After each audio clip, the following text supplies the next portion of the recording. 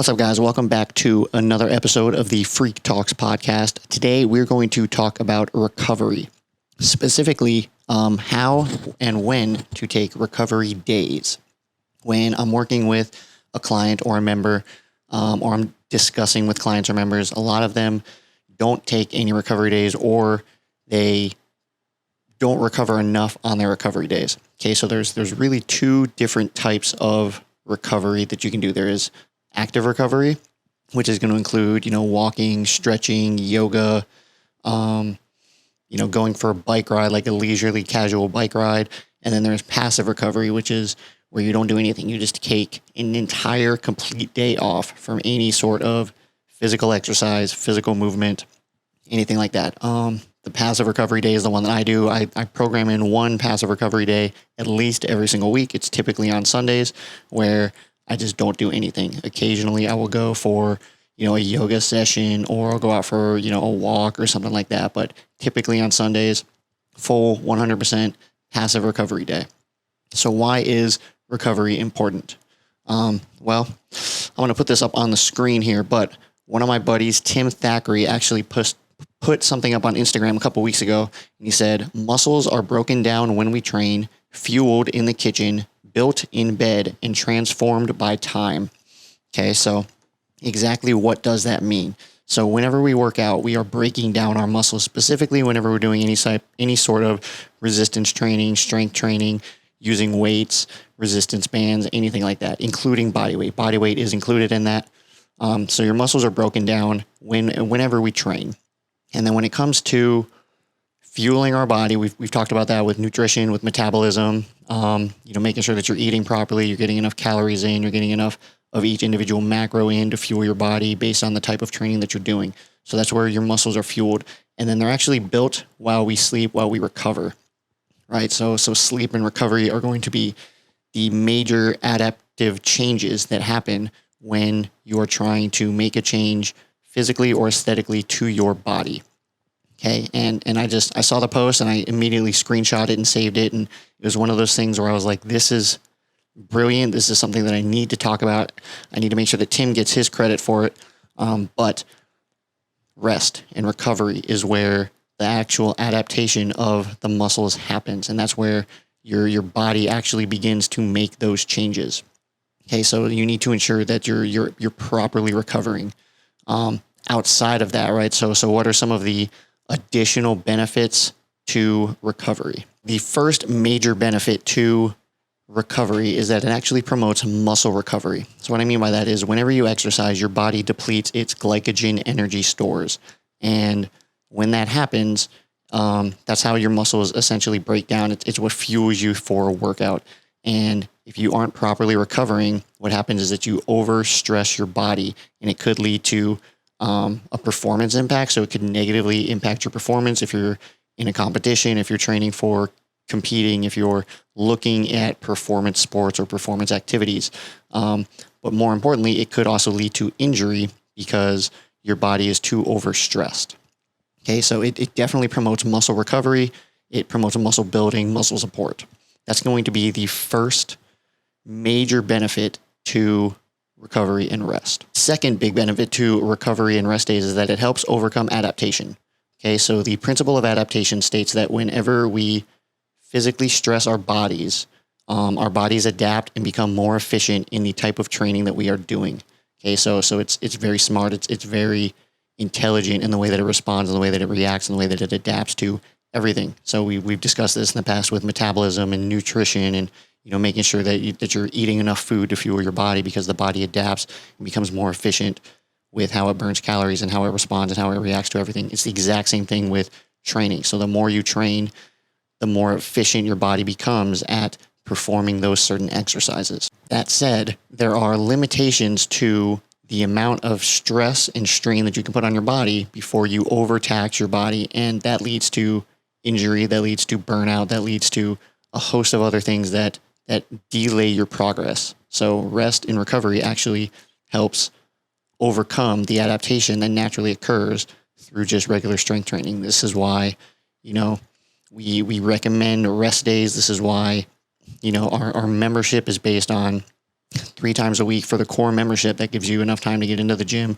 do some exercises, do some working out, but then also has built-in rest days for you, even if you do things outside of the gym like recreational sports, or you like to ride your bike, or you like to go swimming, or those types of things. So it has built-in rest days kind of planned into that situation, because it helps to promote and it helps to overcome the adaptation that naturally occurs in the body. And the third major benefit to recovery days is that it actually prevents overtraining. So overtraining is thought to affect at least 60% of elite athletes and 30% of recreational athletes. Your 9-to-5ers who enjoy going to the gym and working out.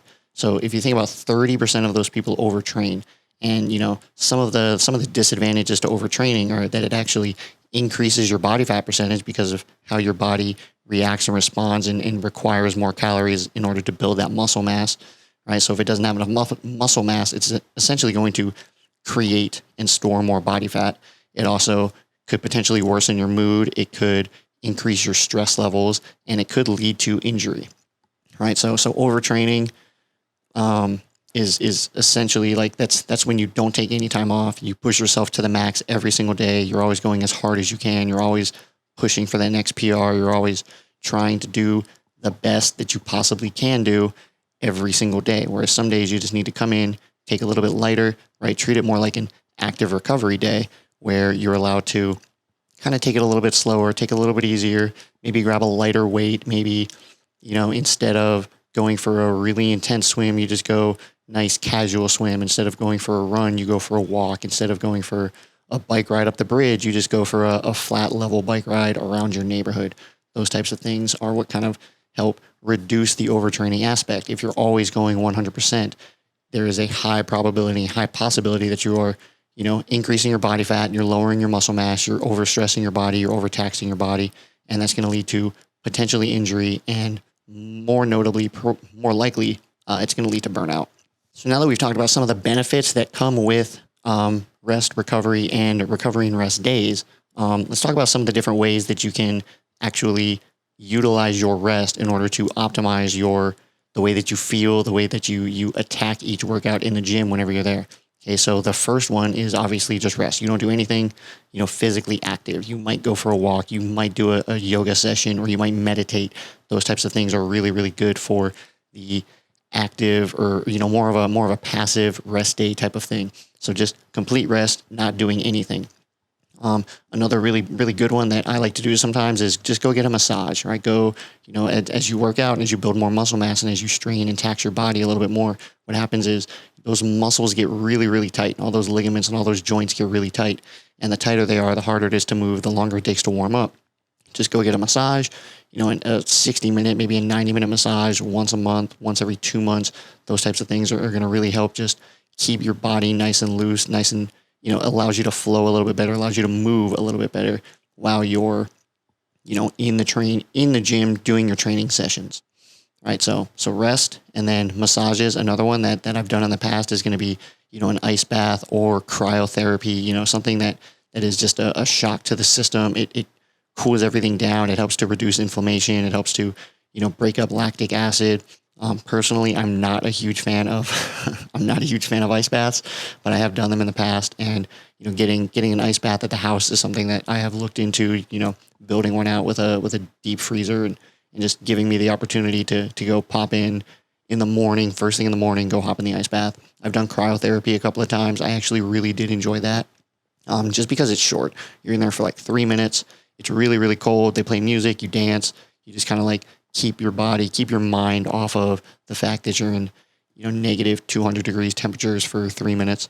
And you just kind of do it, and you just kind of go. So cryotherapy is another really, really good one. So cryotherapy, massages, rest days. So at this point, I'm sure you're asking yourself, what is the most recommended way to recover, to implement a rest day? How often should they be?